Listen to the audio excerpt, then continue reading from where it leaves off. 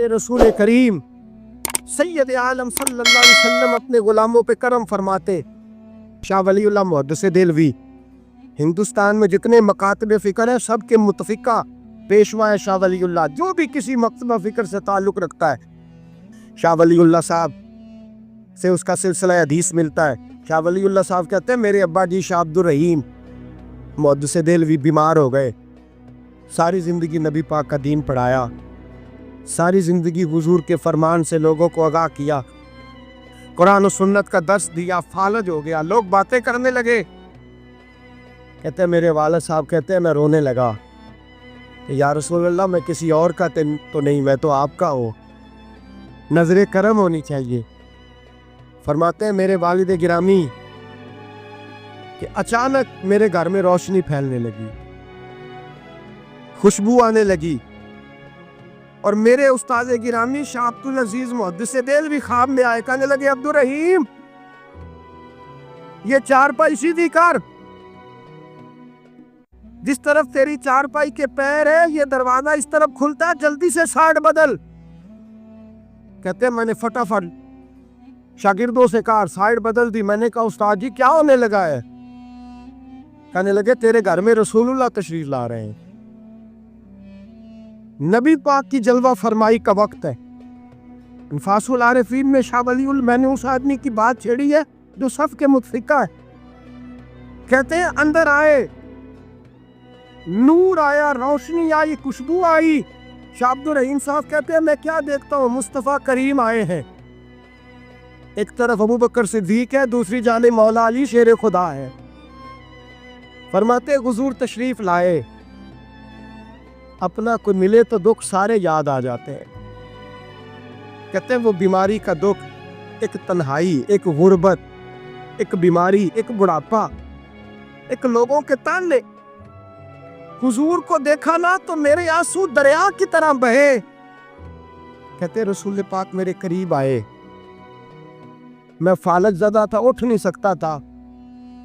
چارپائی پہ بیٹھے بیٹھے میں نے حضور کے سینے پہ سر رکھ دیا اور رونے لگا.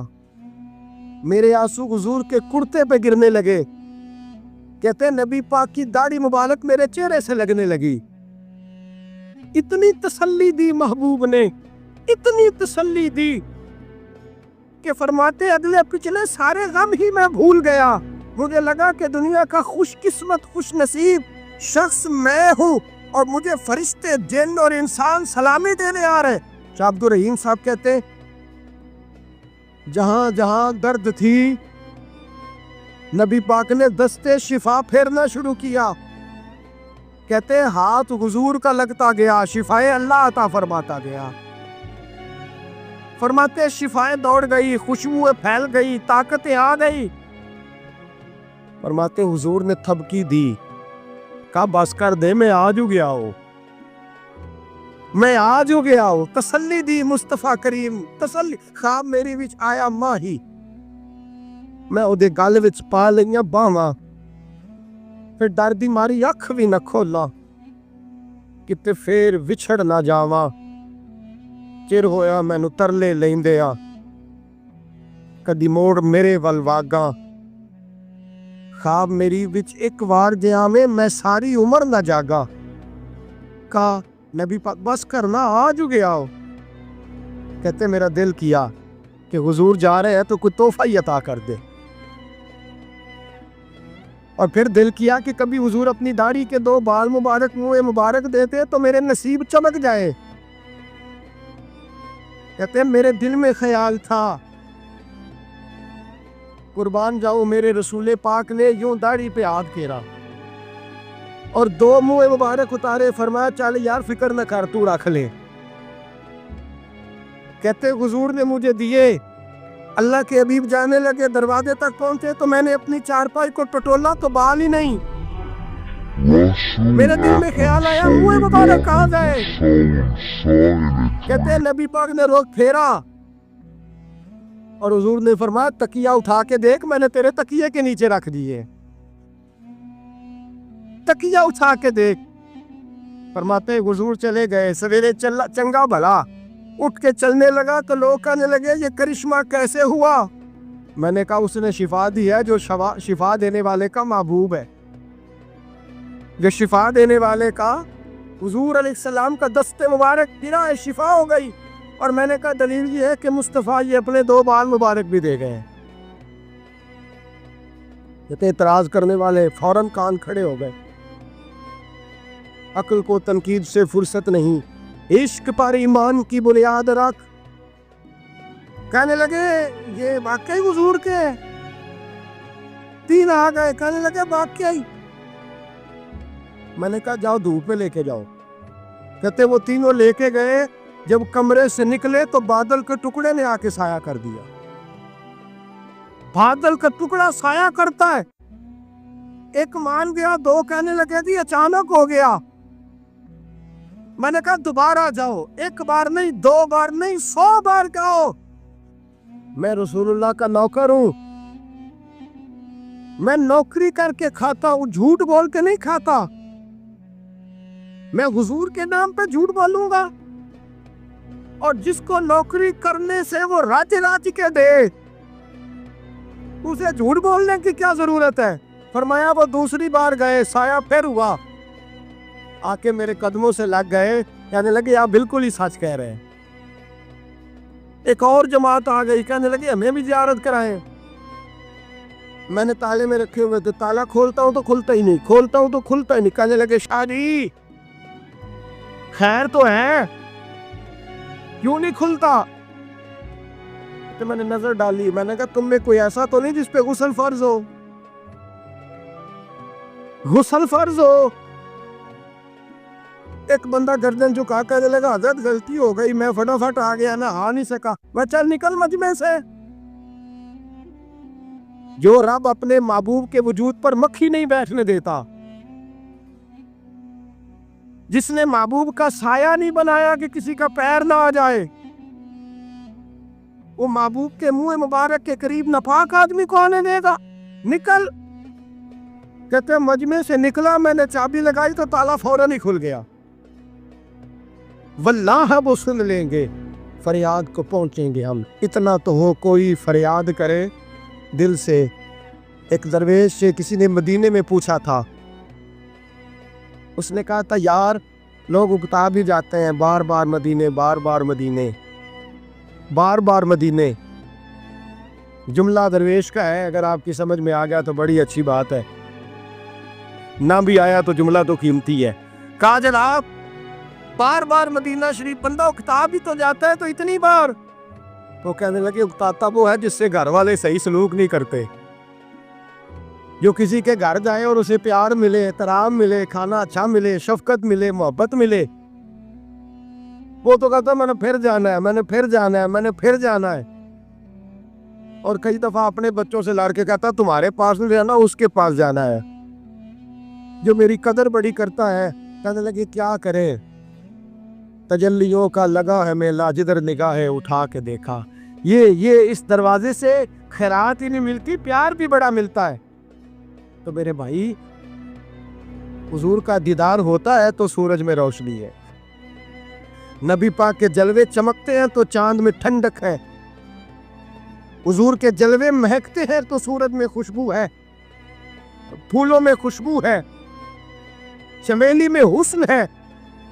یہ سارا حسن میرے مصطفیٰ کریم سید عالم صلی اللہ تعالی علیہ وآلہ وسلم کے دیدار کی برکت ہے۔ ہاں ظلم نہیں ہونا چاہیے، زیادتی لوٹ سیل نہیں لگانی چاہیے کہ ہر میری طرح کا گناہگار پاپی اٹھ کے کہے مجھے بھی دیدار ہوا، مجھے بھی دیدار ہوا، مجھے بھی۔ یہ زیادتی ہے، یہ ظلم ہے۔ ہاں کسی کو دیدار ہوا تو خوش نصیب ہے، اپنے اعمال کو سنوارے، دیدار والے کام کرنے شروع کر دے، اپنے اندر تبدیلی لے آئے۔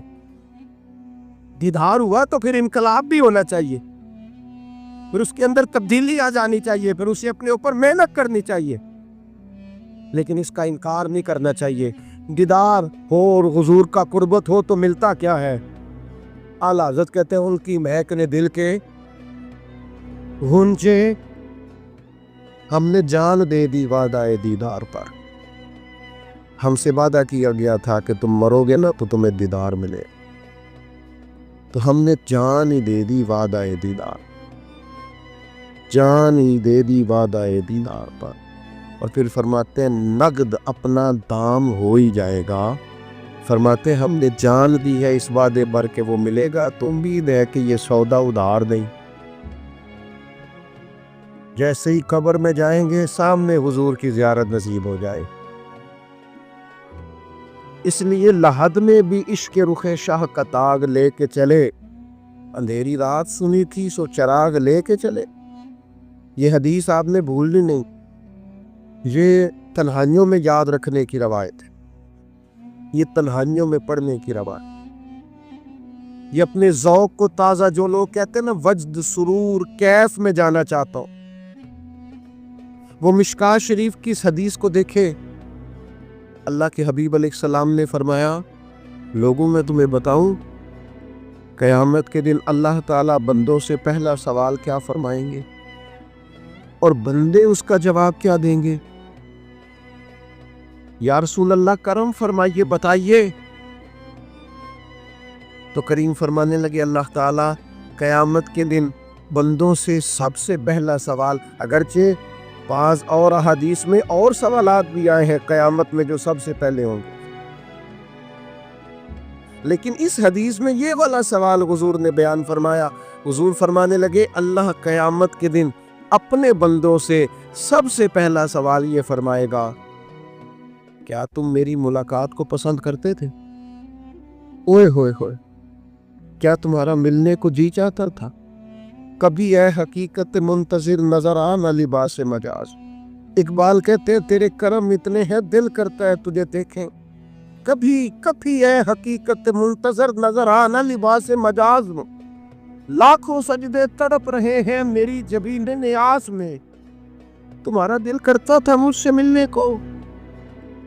حضور فرماتے بندے عرض کریں گے مالک بڑا دل کرتا تھا۔ تو پھر اللہ فرمائے گا یہ گفتگو کی معنویت تو دیکھو یار، اس کا حسن تو دیکھو۔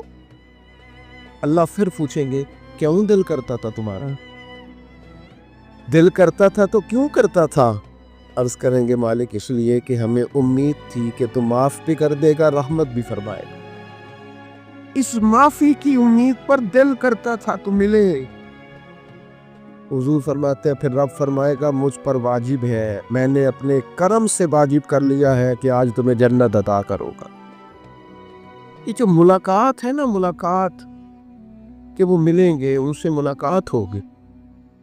عمر بیت گئی نا نام جپتے، عمر بیت گئی نا تذکرہ کرتے، ہم سے بھی لوگ پوچھتے ہیں کیا کمائی کی، کیا زندگی میں حاصل کیا؟ تو ہم کہتے ہیں شرق سے غرب تک، ملک کے ایک کونے سے لے کر دوسرے کونے تک مدینے والے کی بات کی، حضور کا ذکر کیا، نبی پاک کے اور میں اپنی حیاتی تو قربان تھی وہاں ساری محمد محمد پکیندے گزر گئی ساری۔ یہ اعزاز ہے، یہ کرم ہے۔ اب کیا ہوتا ہے گناہگار لوگ اتنا بڑا دعویٰ تو نہیں کر سکتے، لیکن دل تو چاہتا ہے نا کہ چلو جس کا نام لیا ہے اس کی کبھی زیارت کی، کبھی ملاقات بھی ہو، کبھی نظر کرم بھی ہو۔ کسی نے اپنے محبوب سے کہا تھا کہ ذرا ایک نظر مجھ پہ بھی کیجئے، تو قریب بیٹھے ایک شخص نے کہا یار تو نے بڑا دعویٰ کیا ہے، جو محبوب ہوتے ہیں ان کو تکلیف نہیں دی جاتا، تو کہتا ہے پورا چہرہ ہی تیری طرف پھیرے۔ تو پھر اس نے اس درویش سے پوچھا کہ میں بھلا پھر کیا کروں، میرا دل تو میرا بھی کرتا ہے، چلو یہ تو آپ کی بات ٹھیک ہے کہ اب میں محبوب سے کہوں کہ اتنی تکلیف کرے کہ میری طرف پورا رخ پھیرے تو ٹھیک نہیں، تو پھر بتائیں میں کیا کروں؟ تو اس نے کہا ان راہوں میں کھڑا ہو جا جن راہوں کی طرف وہ کریم دیکھتا ہے۔ چلو اسی با کردار کو دیکھتے دیکھتے بیچ میں تیرے اوپر بھی نظر، مجھ پہ محشر میں نصیر ان کی نظر پڑ ہی گئی، مجھ پہ محشر میں نصیر ان کی نظر۔ اوئے ہوئے اللہ کرے آپ کو بھی وہ لطف آئے جو مجھے آ رہا۔ کہتے مجھ پہ محشر میں نصیر ان کی نظر، یہ انتہائی عاجزی ہے کہنے والے کی۔ اس نے بالکل اپنے آپ کو ختم کر کے کہا کہ میں قابل تو نہیں تھا، اور میں پھر تکلیف دیتا کہ میری طرف یہ کہ اسپیشل میرے لیے وقت نکالے، پر کرم یہ ہوا کہ مجھ پہ محشر میں نصیر ان کی نظر پڑ ہی گئی، کہنے والے اسے کہتے ہیں خدا کا کرنا، کہنے والے اسے کہتے ہیں خدا کا کرنا۔ اللہ نے کیا کہ نظر مجھ پر پڑ ہی گئی، اور جب پھر پڑ گئی تو تیری ایک نظر کا کمال ہے اور میری زندگی کا سوال ہے۔ بس جب پڑ گئی تو سو پھر پڑ گئی۔ موت سے وہ بندہ کبھی نہیں ڈرتا جسے ملاقات کا شوق ہو، ملنا چاہے داتا علی اجمیری سے اور موت سے ڈرے، ملنا چاہے حضرت غوث پاک جیلانی سے اور پھر موت سے ڈرے۔ زندگی گزری ہو علی علی کرتے، پھر موت سے ڈرے۔ عمر بھر سیدنا عثمان غنی کی سخاوت کی بات کی ہو اور پھر جنت میں جا کے ان سے ملنے کا شوق پیدا نہ کرے۔ ساری زندگی سیدنا فاروق کا عدل بیان کیا ہو، ساری زندگی ان کے انصاف کا تذکرہ کیا ہو، پوری امت کو بتایا ہو کہ اگر جینا چاہتے ہو تو عمر کے رستوں پر چلو، اور پھر یہ موت سے ڈرے اور مر کے جناب فاروق اعظم کی زیارت کو پسند نہ کرے۔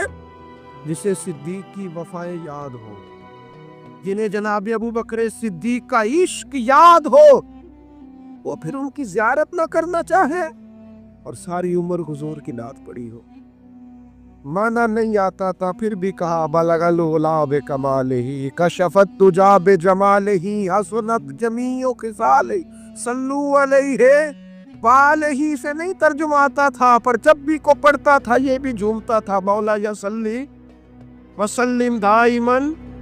میں آپ کو بتاتا ہوں، توتلا آدمی، توتلا اور دیوانہ مجذوب بیچارہ، سمجھ نہیں، توتلا بولنا بھی ٹھیک نہیں آتا۔ مجھے نماز کا سلام پھرا دو، جلدی آ گئے، اور ایک مجذوب آدمی تھے، سادے تھے، تو سلام لی تو کرنے لگے میں گل کرنی تھی، تو میں نے ان سے کہا کہ تھوڑی دیر کے بعد ملتے ہیں۔ سادہ آدمی ہے، اللہ مجھے معاف کرے، میں کوئی نقل تو نہیں ان کی اتار سکتا۔ اس زبان کو ہم توتلی نہیں کہتے، ہم اس زبان کو بلالی زبان کہتے ہیں۔ یہ بڑی خوبصورت زبان ہوتی ہے، یہ جو توتلے لب و لہجے ہوتے ہیں نا، وہ جب بچہ پوری طور پہ اماں نہیں کہہ سکتا، توتلا ہوتا ہے، تو کوئی مزہ آتا ہے اماں کو اماں کہلوانے میں۔ جب وہ پوری طور پر باپ کو بابا نہیں کہہ سکتا اور توتلا ہوتا ہے تو کوئی مزہ آتا ہے کہنے میں۔ وہ جب دادی نانی دادا کہتا ہے تو دادے کا دل کرتا ہے یہ 100 بار کہے، کیونکہ اسے کہنا نہیں نہ آتا، لیکن اس توتلاہٹ میں جو اس کو لطف آتا ہے۔ مجھے بڑے لوگ آ کے شعر سناتے ہیں، میں نے بڑے خوشگلو نعت خوانوں سے زندگی میں سنا ہے، وہ صاحب میرے پاس آئے اور میں نے کہا بعد میں ملیں گے، تو سادہ آدمی ہے، مجذوب ہے، پورا شعور نہیں رکھتا۔ مجھے کہنے لگا مصطفیٰ جان رحمت کے بعد، مصطفیٰ جان رحمت پہ لاکھوں سلام کے بعد، یعنی مانا یہ تھا کہ سلام کے بعد۔ اب بڑے بڑے سریلے بندوں سے بھی بندہ سنتا ہے، میرا دل کرے، اور میں نے جان بوجھ کے ان سے کہا دوبارہ کیا دے ذرا، کیونکہ توتلے تھے نا۔ میں نے کہا تو کہنے لگے مصطفیٰ جان رحمت پہ لاکھوں سلام کے بعد، او میرے عزیز یاد رکھو، ساری زندگی حضور کی نعتیں پڑھی، نبی پاک کے تذکرے سنے، اب موت سے ڈر جائے؟ حالانکہ موت تو ایک پل ہے، پل سے گزریں گے تو سامنے اللہ کا دیدار بھی ہوگا، مدینے والے کی زیارت بھی نصیب ہو۔ تو زیارت ہوگی، اور ہر نظر کانپ اٹھے کہ محشر کے دن خوف سے ہر کلیجہ دہل جائے گا، اوڑھ کر کالا جپا وہ آ جائیں گے اور سارے محشر کا نقشہ بدل جائے گا۔ یہ موت کا خوف نکالنے والی چیزیں ہیں، ڈر۔ اچھا مجھے ایک بات بتائیں، یہ میں امید کی بات کرنے لگا ہوں، چلے اب یہ بات تو مشکل ہے پر کرنی پڑے گی، مجبوری ہے۔ کبھی کبھی ابا جی سے مار بھی پڑ جاتی ہے بندے کو گھر میں، وہ 2-4 لگ بھی جاتی ہیں، اس وقت جو سب سے بڑا سہارا کسی کو نصیب ہوتا ہے وہ یہ ہوتا ہے کہ اللہ کرے اماں گھر میں موجود ہو۔ اور میں نے دیہاتوں میں کئی مائیں ایسی دیکھی ہیں جو بیٹے کے حصوں کی مار کھاتی ہیں، ابا نے ڈنڈا لے لیا ہے بیٹے کی غلطی پہ، اب اماں بیچاری سامنے ہو گئی ہے، 2-4 اس نے بھی کھا لی۔